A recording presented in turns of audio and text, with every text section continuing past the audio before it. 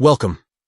In today's video, we're diving into a quick and easy guide on how to unpin a message on Discord using your Android device.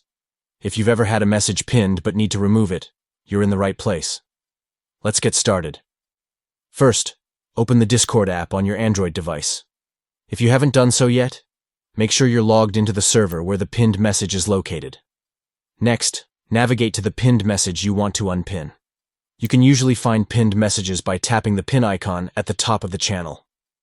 This will bring up all the messages that have been pinned for easy reference. Once you're on the pinned message, tap and hold it. This will bring up a context menu with several options you can choose from. In that menu, look for the option that says Unpin Message. This is the step that will remove the message from being pinned in the channel. After tapping Unpin Message, you'll be prompted to confirm your choice. Simply tap Yes to finalize the unpinning process.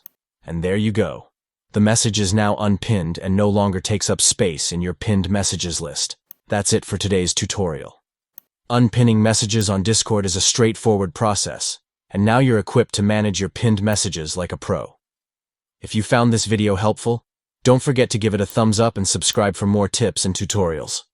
Thanks for watching, and see you in the next video.